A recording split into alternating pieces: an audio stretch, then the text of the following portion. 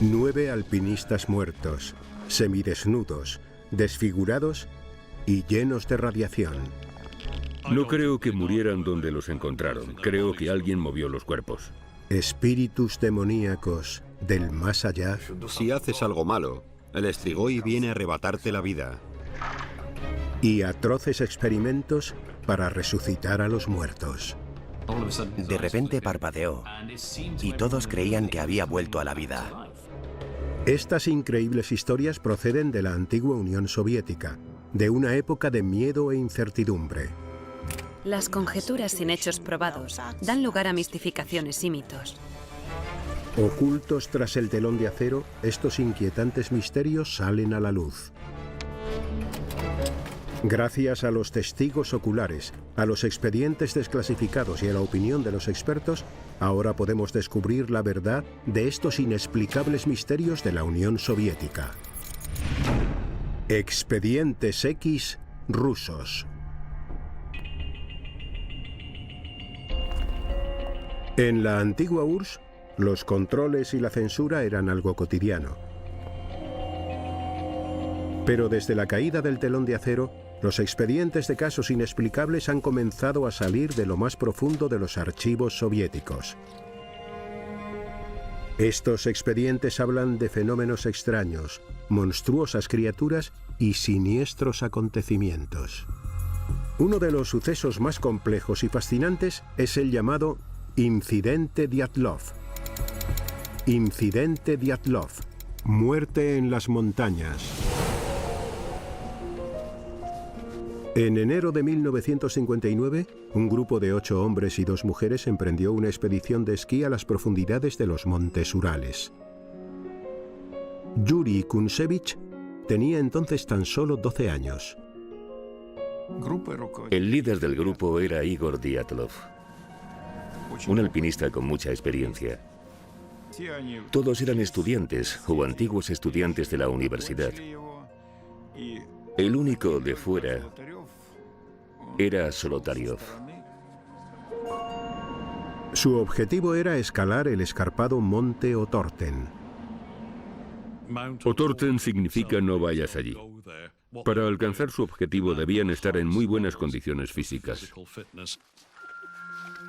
Para llegar, partieron desde su universidad en Sverdlovsk, conocida ahora como Ekaterimburgo, y recorrieron 640 kilómetros al norte hasta adentrarse en las montañas nevadas.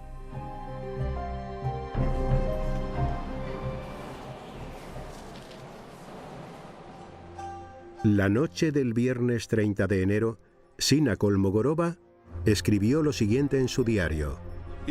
Estamos siguiendo el curso del río Auspia.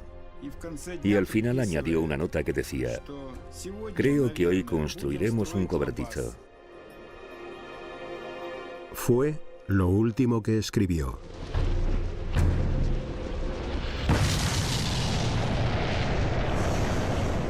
Pronto iba a suceder algo que desencadenaría la muerte de todo el grupo.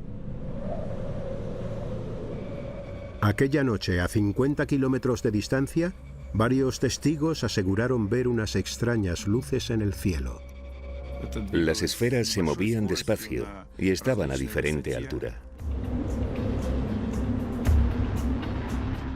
Tenían pensado enviar un telegrama el día 12 de febrero para avisar de que habían terminado su viaje. Pero no llegó ningún mensaje. Pasan los días y el grupo sigue sin dar señales de vida.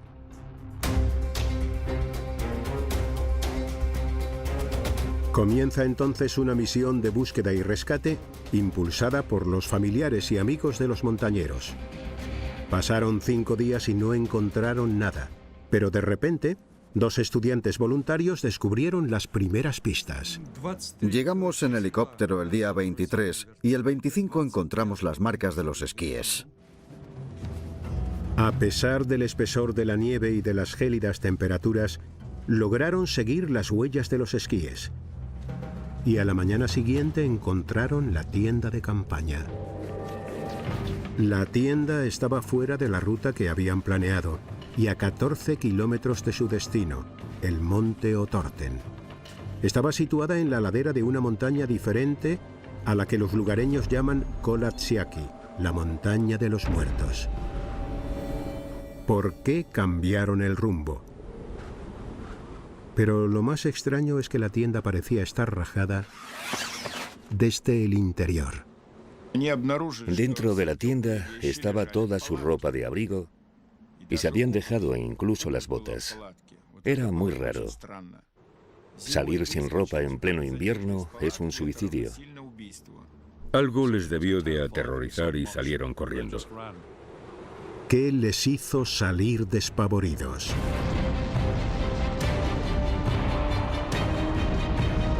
La explicación más obvia sería una avalancha. El estruendo de la nieve y las rocas hizo que el grupo saliera corriendo de la tienda. Eso explicaría que la tienda estuviera rasgada, pero no había ninguna otra señal de que hubiera habido una avalancha. Esa teoría está totalmente descartada, porque en una pendiente tan ligera nunca podría haber una avalancha.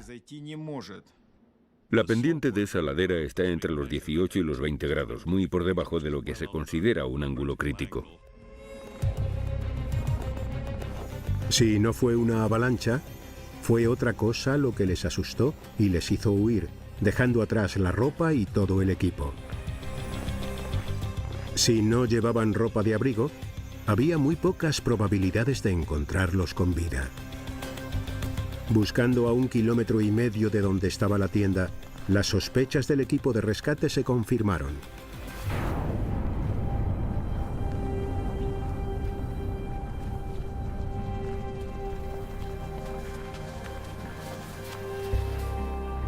Vieron a 2 de los estudiantes cubiertos de nieve. Eran los cuerpos de Dorosenko y Krivonisenko. Estaban uno al lado del otro y llevaban únicamente la ropa interior. Estaban descalzos y no llevaban guantes. No presentaban ninguna señal ni lesiones externas visibles. ¿Se habrían congelado hasta morir? Tras varios días de búsqueda en unas condiciones climáticas brutales, se habían recuperado 5 de los 9 cuerpos, pero ninguno presentaba lesiones que pudieran explicar sus muertes. La autopsia reveló que los 5 alpinistas habían fallecido por hipotermia. Probablemente sufrieron el llamado desnudo paradójico, un estado de confusión y desorientación propio de la hipotermia por el cual el afectado comienza a quitarse la ropa. Pero los rescatadores creían que alguien más había tenido que ver con estas muertes. Por la forma en que estaban colocados los cuerpos, creíamos que alguien los había puesto así intencionadamente. Era como una especie de montaje. Comenzaron a dudar de la investigación oficial, pero las autoridades soviéticas los ignoraron por completo cuando manifestaron su opinión. Tras examinar el informe oficial, los nuevos investigadores destacan una serie de extraños hallazgos del campamento que no acaban de cuadrar. En la tienda se encontraron una serie de objetos que no pertenecían a ningún miembro del grupo. En concreto, eran un bastón de esquí y una linterna. El grupo tenía un detallado inventario del equipo que llevaba, y estos objetos no aparecían en él. ¿De dónde procedían entonces? Significaba que alguien más había estado allí. La propia tienda también era un misterio. Keith analizó con detenimiento las fotos tomadas por los alpinistas y los rescatadores y descubrió que la tienda estaba mal montada.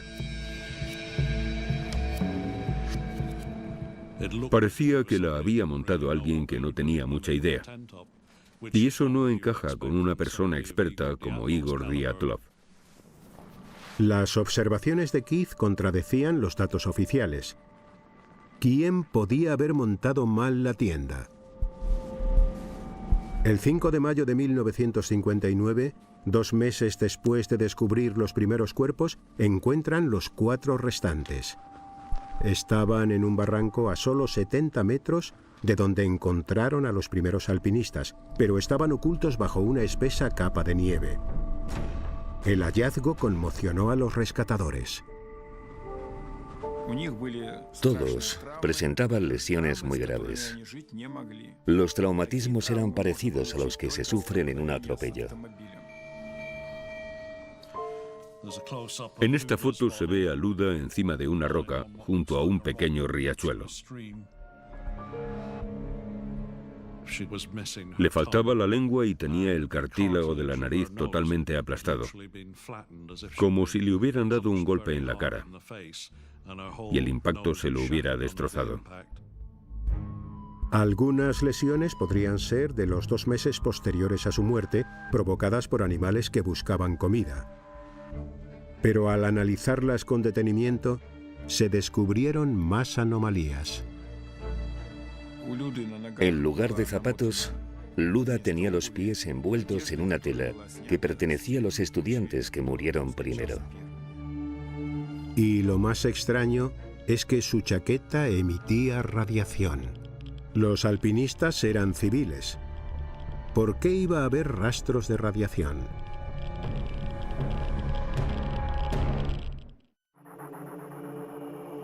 En lo más profundo de los montes Urales, 9 alpinistas fueron hallados muertos en misteriosas circunstancias.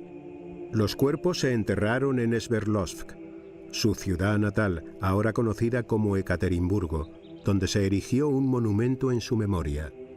En los últimos años han salido a la luz muchos detalles más, pero es un incidente tan extraño que resulta complicado saber qué piezas podrían resolver este rompecabezas.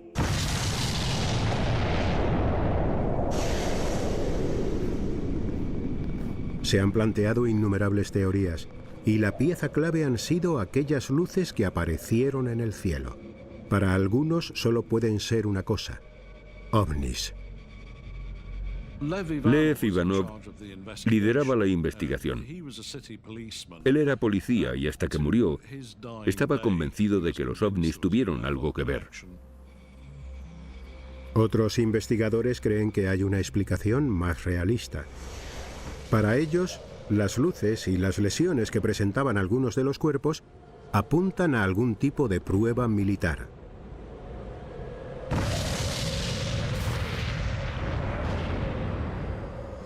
Al ver el resultado de la autopsia, lo primero que pensé fue que habían muerto a causa de una explosión, pero no de una bomba común, porque si no habrían tenido otro tipo de lesiones provocadas por la metralla. Keith cree que en esa zona se estaban haciendo pruebas con un tipo de bomba especial, las bombas con paracaídas. Normalmente estallan a 40 o 50 metros y la explosión destruye todo lo que hay alrededor. Aunque estés a cierta distancia, te pueden reventar los pulmones y estallar los tímpanos.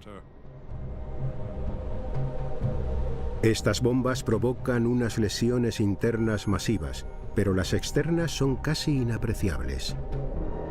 Keith sigue buscando más información en fuentes militares y antiguo personal militar. Está convencido de que va por buen camino. Hay pruebas de que 2 bombarderos sobrevolaron la zona norte de los Urales aquella noche, y uno de los miembros de la tripulación dijo que habían lanzado bombas con paracaídas en esa zona. La prueba más contundente de esta teoría reside en un hallazgo reciente. El año pasado encontramos un fragmento de un misil. No demuestra que los artefactos lanzados por los bombarderos les mataran, pero es bastante probable. Es demasiada coincidencia. Es posible que el grupo de estudiantes muriera accidentalmente durante unas pruebas militares con bombas. Estaban en el lugar y el momento equivocados. Pero la trama se complica aún más.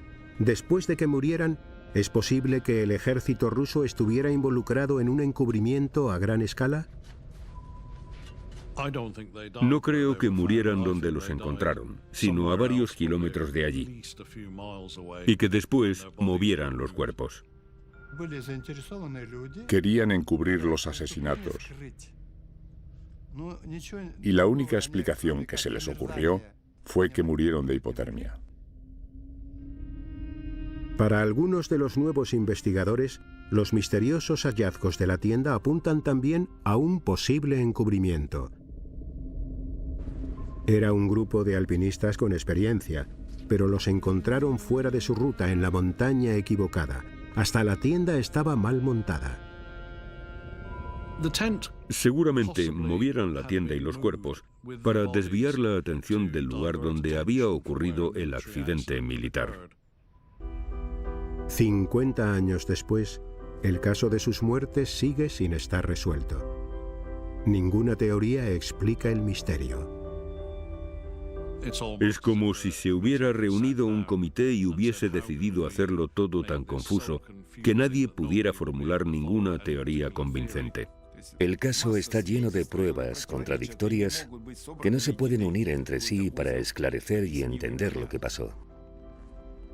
Ni siquiera se sabe qué hechos se registraron entonces y cuáles se obviaron. A medida que se filtran archivos, van apareciendo más pistas.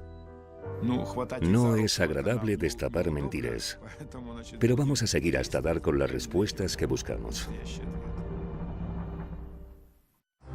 Tras el telón de acero se controlaba la vida de las personas de muchas maneras. El régimen soviético trataba de reprimir las supersticiones. Pero en ciertos lugares como Rumanía, era imposible acabar con las creencias en lo sobrenatural. El próximo expediente pertenece a un asesino en serie rumano, pero no era un homicida corriente. Los lugareños creían que estaba poseído por un espíritu demoníaco conocido como Strigoi. El Strigoi, espíritus demoníacos. 1970, Bucarest, capital de Rumanía. Un asesino anda suelto acechando a mujeres jóvenes. Se llama Ion Ramaru. El periodista Andrei Moisoiu ha investigado este espeluznante caso. Estudió en la Facultad de Veterinaria aquí en Bucarest. Pero Ramaru tiene un lado oscuro que aflora por la noche. El 4 de abril de 1970 comete su primer crimen.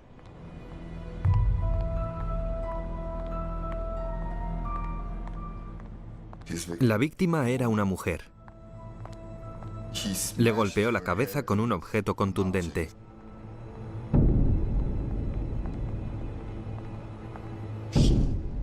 Las agresiones de Ramaru son especialmente salvajes. Había sangre por todas partes. Solía morder a sus víctimas y les quitaba la carne de las manos o del pecho, o les arrancaba una pierna. Lo apodaron el vampiro de Bucarest. Ramaru violó y asesinó brutalmente a 4 mujeres y agredió a otras 10 antes de ser capturado. Fue sentenciado a pena de muerte por sus crímenes. Los médicos declararon que sufría problemas mentales, pero los supersticiosos lugareños creían que existía una fuerza que estaba interviniendo. La sanguinaria naturaleza de sus crímenes llevó a algunos a pensar que Ramaru estaba poseído por un espíritu demoníaco. Las leyendas rumanas hablan de un espíritu llamado Strigoi. La profesora Sabina Ispas es una experta en el Strigoi y el folclore de Rumanía. No son como los zombies o los fantasmas. Son solo fuentes energéticas. Tienen la capacidad de hacerse más fuertes y más ricos, quitándole todo lo bueno a los demás. Según el folclore rumano, es posible nacer siendo un Strigoi, ya que el espíritu maligno se puede transmitir de una generación a otra. Un acto de maldad cometido por un progenitor puede afectar directamente al espíritu de su hijo. Cuando Ion Ramaru iba a ser ejecutado, culpó a su padre de todos sus actos. Dijo, quiero vivir. La culpa de todo esto la tiene mi padre. El padre de Ion era Florea Ramaru. Un año después de la ejecución de su hijo, Florea murió al caer accidentalmente de un tren en marcha. Una investigación reveló unas pruebas espeluznantes. Las huellas del padre coincidían con las de varios atroces asesinatos cometidos en 1944. Todos los asesinatos eran similares a los que cometió su hijo, pero antes de que Florea pudiera ser capturado, nació su hijo Ion y los crímenes cesaron. Según los rumores, un espíritu diabólico había pasado de padre a hijo. Y por eso, Iun Ramaru nació siendo un Strigoi. Aunque no hay pruebas de que Ramaru estuviese poseído por un Strigoi, la gente muchas veces se aferra a lo sobrenatural para explicar actos tan atroces. La creencia en el Strigoi es algo generalizado en Rumanía, y el folclore explica incluso cómo derrotarlo. Hace más de 30 años, un niño que vivía al sur de Rumanía presenció una espantosa ceremonia para detener a un supuesto Strigoi. Aquel niño era Cătălin Gruia. Recuerdo que una noche todo el pueblo acudió al cementerio. No se preocuparon por mí. Pensaron que estaría durmiendo, pero yo los seguí hasta allí. Los aldeanos estaban aterrorizados. Creían que un Strigoi demoníaco había invadido el pueblo. Analizas todas las señales. Ves que los animales están muriendo, que la gente de tu familia y del pueblo también está muriendo. Los síntomas y el problema están muy claros. Ya sabes que hay un Strigoi. Según el folclore rumano, si se sospecha que un espíritu maligno habita el cuerpo de un muerto, hay que llevar a cabo una serie de rituales para matar a ese Strigoi. El joven Cătălin fue testigo de una de esas terroríficas ceremonias. Sospechaban que una persona recientemente fallecida albergaba el espíritu del Strigoi y decidieron exhumarla.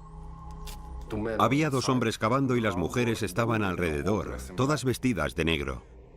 Cuando ven el cadáver, se confirman las peores sospechas de los aldeanos. Las horribles marcas que tiene el cuerpo manifiestan la presencia del espíritu del Strigoi. Vieron que el hombre estaba intacto, pero tenía un mordisco en la mano, restos de sangre, y estaba dado la vuelta. Yo estaba muerto de miedo. Cătălin no recuerda muy bien qué pasó después, pero según el folclore rumano, para matar a un Strigoi hay que utilizar una estaca de madera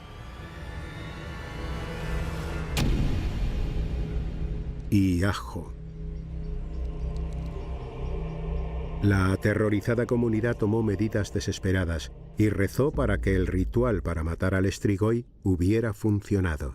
La creencia en los poderes de estos espíritus demoníacos data de hace muchos siglos. Algunos investigadores creen que podría tener relación con una catastrófica enfermedad que azotó Europa, la peste negra. Cuando hay una epidemia mortal, la gente se asusta y quiere sentir que tiene el control, que puede hacer algo y puede identificar la causa.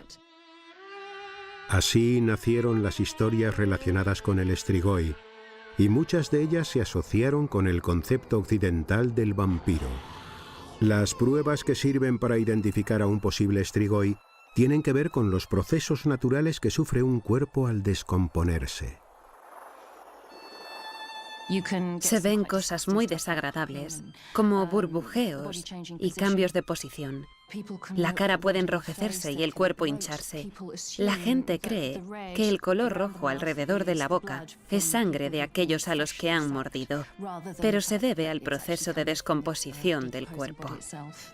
Existen explicaciones racionales que responden a buena parte de las leyendas y supersticiones que rodean al Strigoi, pero eso no impide que la gente siga creyendo en él. Si haces algo malo, el Strigoi viene a arrebatarte la vida. Las supersticiones son la respuesta natural a nuestra forma de ver el mundo. El deseo de dar con el culpable de lo sucedido y tener algún tipo de ritual para acabar con él proporciona una sensación muy satisfactoria para el ser humano. Pero mientras la gente piense que el Strigoi es una amenaza real, se seguirá creyendo en él.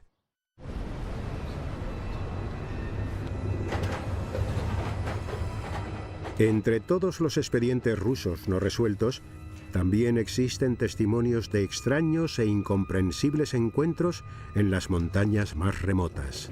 Es un país enorme, con distintos entornos y climas. Algunas regiones son tan inhóspitas que vivir en ellas a veces es casi un milagro. Estos misteriosos avistamientos en ocasiones pueden tener consecuencias mortales. Olas de fuego, muerte en las montañas. El montañero Vladimir Kabunienko nos cuenta cómo organizó un fin de semana de montañismo con un grupo de amigos el 17 de agosto de 1978, por las montañas del Cáucaso. Montaron la tienda para pasar la noche y pronto fueron testigos de un misterioso y mortal fenómeno. La tienda era muy pequeña y teníamos que dormir muy apretados. Vladimir le cambió el sitio a su amigo Oleg. Este sencillo gesto tendría unas repercusiones impensables.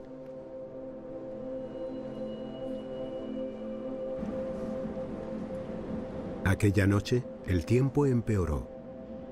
Estando solos en la montaña, los escaladores no podían estar preparados para lo que iba a suceder. Vladimir recuerda que alrededor de las 2 de la madrugada, algo aterrador le despertó. Era como una pelota de tenis que brillaba con mucha intensidad.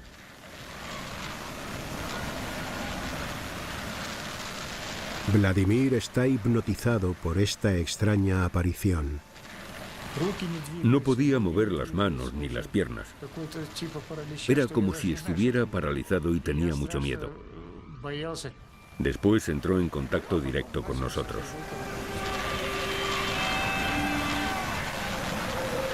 La bola de fuego estaba extremadamente caliente. Atravesó los sacos de dormir y abrasó la piel de los montañeros al tocarlos. Dolía muchísimo. Era como si me estuvieran quemando con un soplete. El olor a carne quemada invadía el ambiente y hacía mucho calor.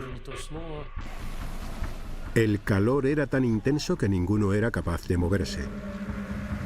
A Oleg, la bola le alcanzó 3 veces. Las quemaduras eran tan intensas que nos dejó la piel y la carne carbonizadas. Vladimir no pudo soportar aquel dolor tan penetrante. Perdí el conocimiento. No entendía qué estaba pasando. Y de repente, igual que había aparecido, la bola de fuego se desvaneció. Los montañeros volvieron a quedarse a oscuras en la soledad de la montaña. En cuanto recobré el sentido, intenté pensar en qué podíamos hacer. Tenía la pierna y otras partes del cuerpo muy quemadas. Aquella bola me había rozado 8 veces. Cuando Vladimir encontró la radio, le dijo a su amigo Víctor que pidiera ayuda. Trataron de despertar a Oleg, que yacía en la puerta de la tienda. Tenía quemaduras muy graves y no se movía.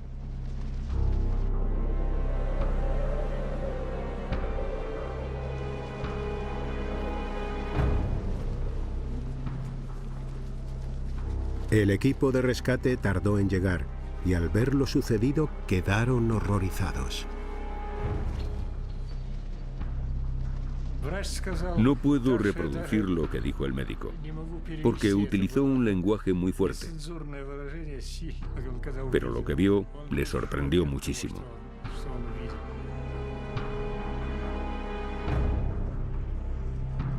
Oleg no tenía pulso. tras varios intentos de reanimación, tuvieron que declarar su muerte. Trasladan a los montañeros al hospital, donde son atendidos por quemaduras graves. Debido a la complejidad de las lesiones, Vladimir cuenta que los tuvieron que operar de urgencia y ponerles varios injertos de piel. Este es uno de ellos. Antes era más grande y llegaba hasta el hueso. ¿Qué fue lo que atacó a los montañeros con tanta brutalidad? Es imposible saber lo que ocurrió, ya que el único testimonio existente es el de Vladimir, pero él está seguro de que se trata de un misterioso y extraño fenómeno que ha sucedido en otras montañas del mundo. Yo creo que era una esfera luminosa.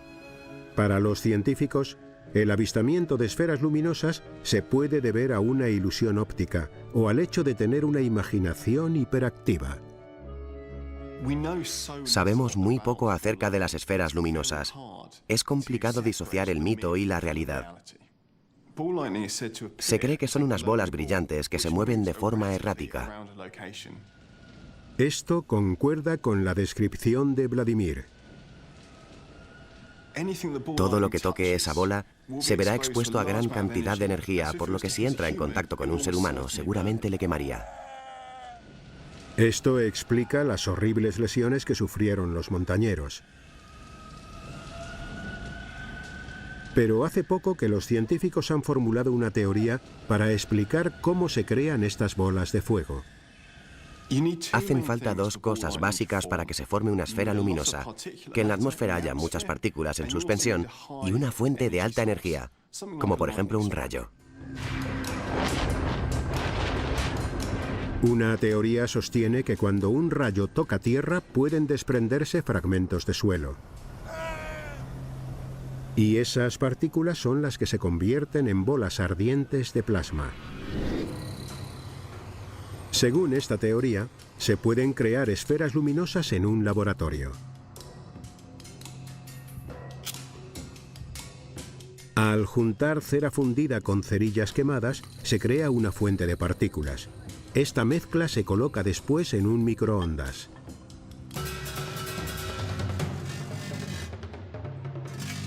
Las microondas calientan las partículas igual que lo haría un rayo.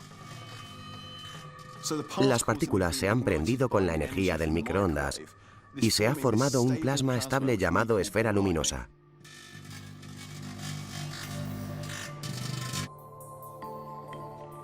Con muy poca cantidad de materia se han producido grandes daños en el microondas, así que si se hiciera a mayor escala, con la energía procedente de un rayo, podría provocar daños gravísimos a un humano.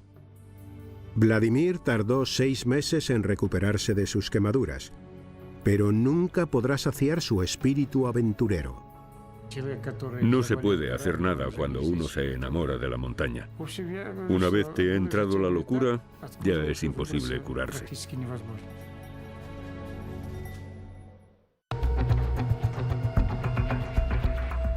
Además de misteriosos e inexplicables casos no resueltos, los archivos rusos contienen detalles de sorprendentes experimentos médicos. Eran tiempos movidos por la búsqueda de fines políticos y acciones de ética dudosa. Rusia tiene un gobierno complejo, inescrutable y muy poderoso. La Unión Soviética pretendía controlar la información para proyectar una imagen de éxito y poder. Uno de los relatos más escalofriantes data de los años 20. Las imágenes muestran a científicos rusos creando abominables monstruos e incluso tratando de revivir a los muertos. Experimentación médica. Terror en el laboratorio. Mientras muchas instalaciones científicas estaban escondidas en recónditos páramos nevados, este espeluznante caso ocurrió en pleno corazón de Moscú. El protagonista de esta historia es el cirujano ruso Sergei Bryukhanenko. Fue testigo de los horrores de la Primera Guerra Mundial y decidió centrar sus estudios en el trasplante de órganos. Aquellos científicos querían saber cómo funcionaban ciertos órganos dentro del cuerpo. Pero era complicado, porque están en el interior. Y cuando los extraes, suelen dejar de funcionar. Si un órgano sano puede sustituir a uno que está fallando, quizás algún día se pueda incluso evitar la muerte. Bryukhanenko estudiaba la posibilidad de mantener los órganos vivos una vez extraídos del cuerpo. Inventó una rudimentaria máquina de reanimación llamada autoyector. Era una especie de aparato de cristal con tubos de plástico o de goma, cuyo objetivo era suministrar sangre, reoxigenarla para eliminar los residuos e introducirla de nuevo en el órgano. Empezó a experimentar con animales.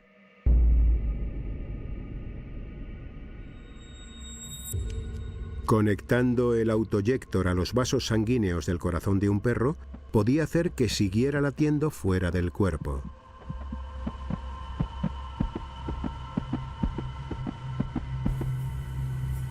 Pero Bryukhanenko iría todavía más lejos. Quería mantener con vida algo de mayor tamaño. Y probó con la cabeza de un animal.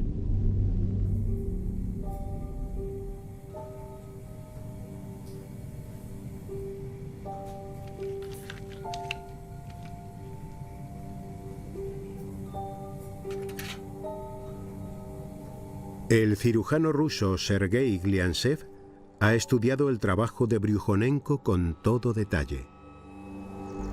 Cogió a un perro, le cortó la cabeza y le inyectó una medicación en los vasos sanguíneos.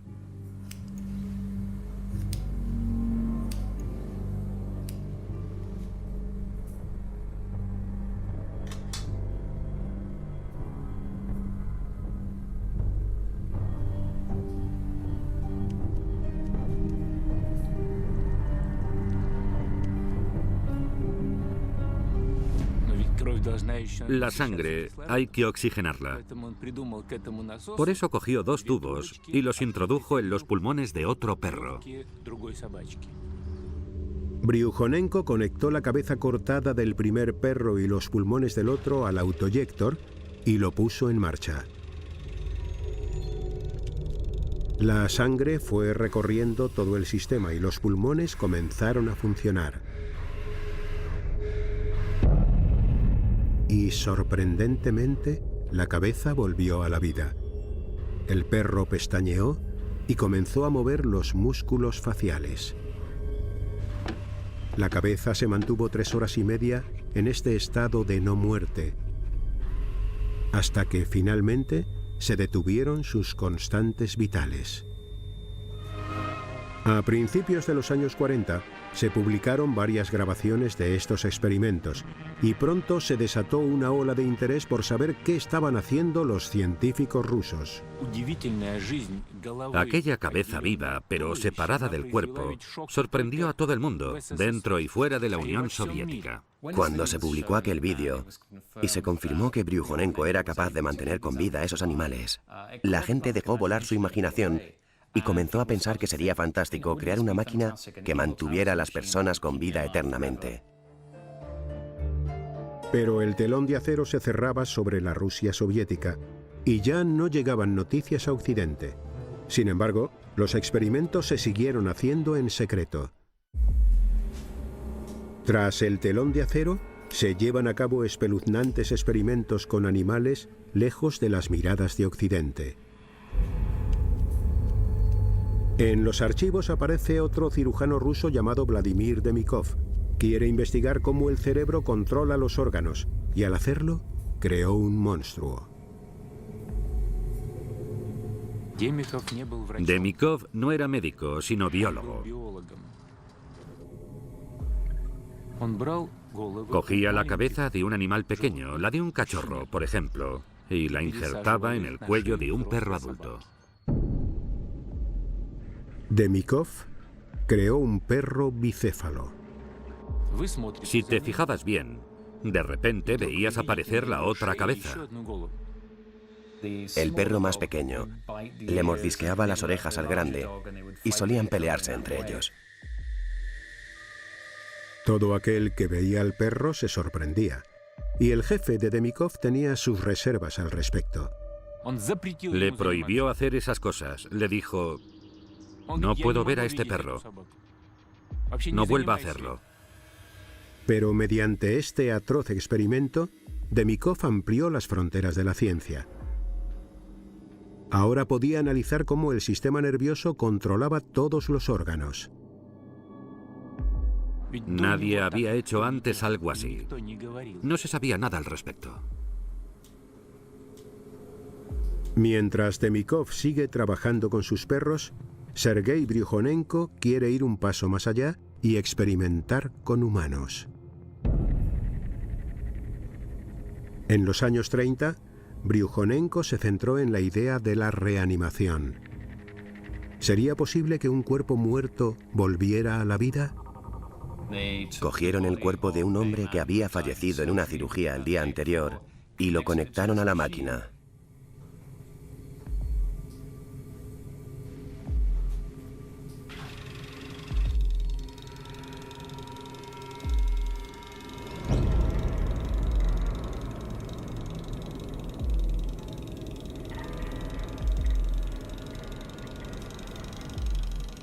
Después de unos 15 minutos, en aquella sala donde únicamente se oía el chasquido de la máquina, el hombre emitió un estertor.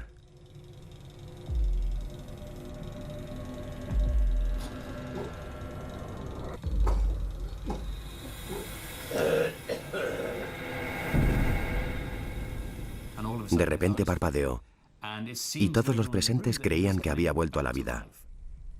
Bryukhanenko y su ayudante estaban atormentados por lo que habían hecho y aterrorizados por las consecuencias que podía tener revivir a una persona. Entonces apagaron la máquina y hasta hoy no sabemos si el experimento realmente habría funcionado. Los científicos soviéticos consiguieron lo que se creía imposible.